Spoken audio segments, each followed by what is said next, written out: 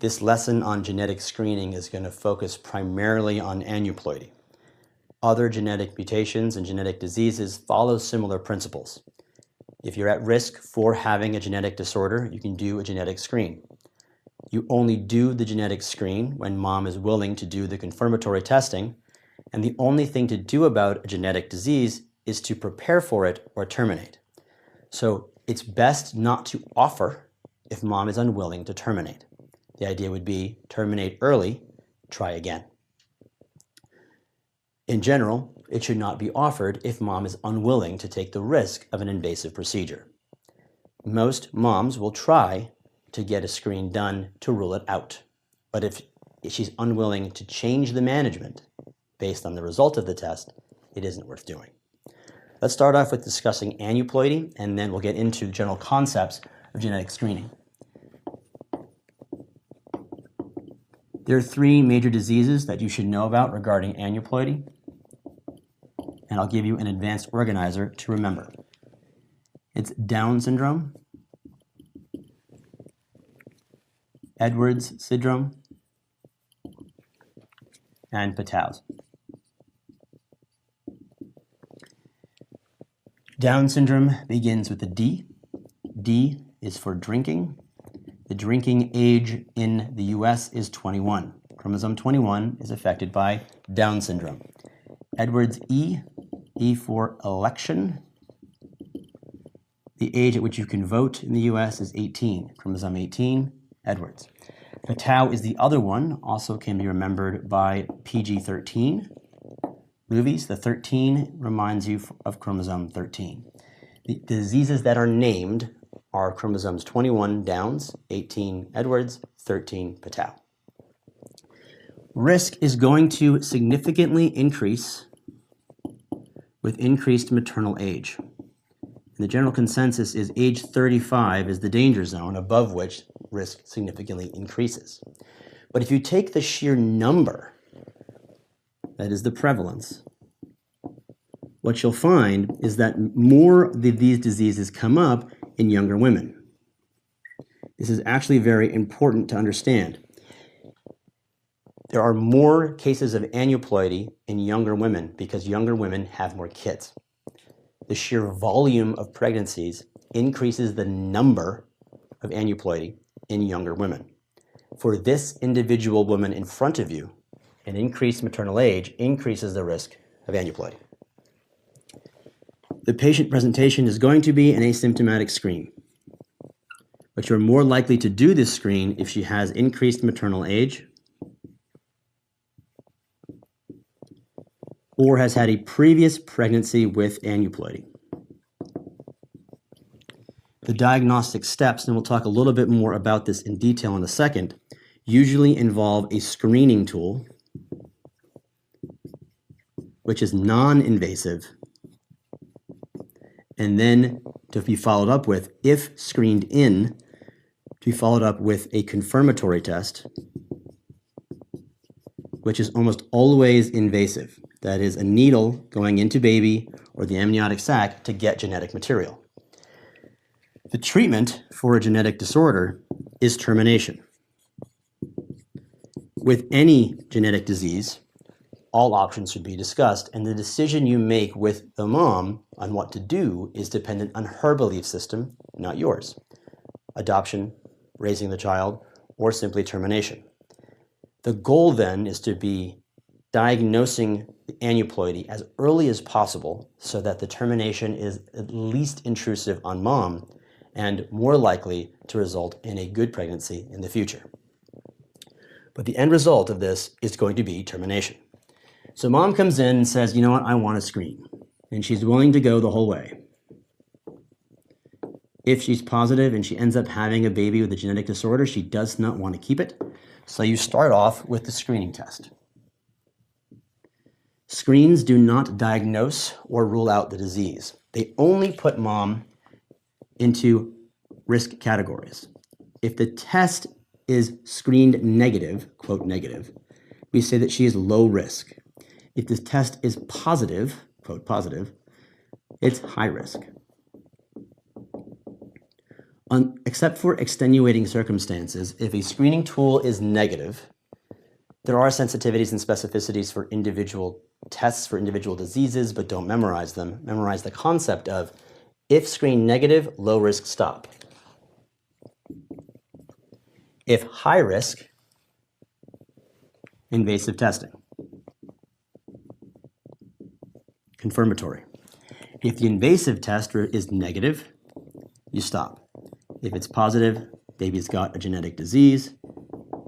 And the main thing to do here is to terminate and try again. So the emphasis then is going to be on early detection. Particularly for Down syndrome, but for all of these aneuploidies, there's the first trimester evaluation. First trimester screening is going to be the lowest sensitivity, but also the earliest intervention. First trimester screening involves an ultrasound for nuchal translucency,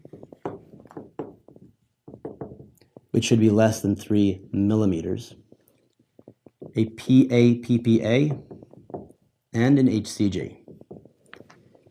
There are 3 pieces of this test that help you identify what's going on and if there might be some neural tube defect or Down syndrome. I don't want you to try to remember a bunch of arrows. So just say that's what you're going to get for a first trimester screen. The second trimester screen consists of things that you've probably heard of in first year, but you want to engage them again. This is going to be the triple screen. And if you add 1 lab test, the quad screen. The triple screen consists of a beta HCG serum, AFP, estriol, and to make it a quad screen, you add inhibin A. This you should commit to memory because it's easy to remember. Again, we're dealing with Downs, Edwards,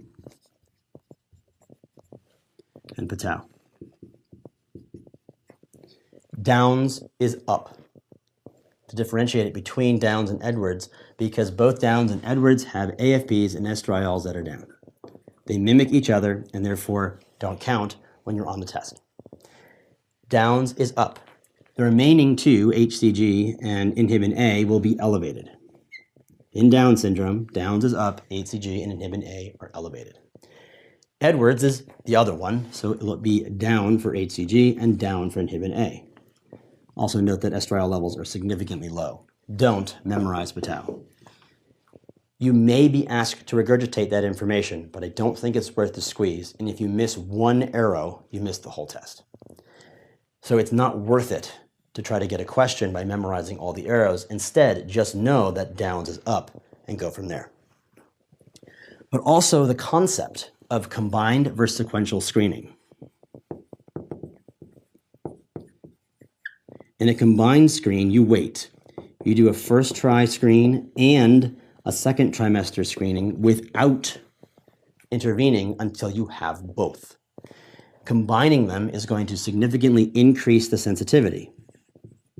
It's good when mom is negative, but because you wait for the second trimester screen, you have limited options. If instead you do a sequential screen,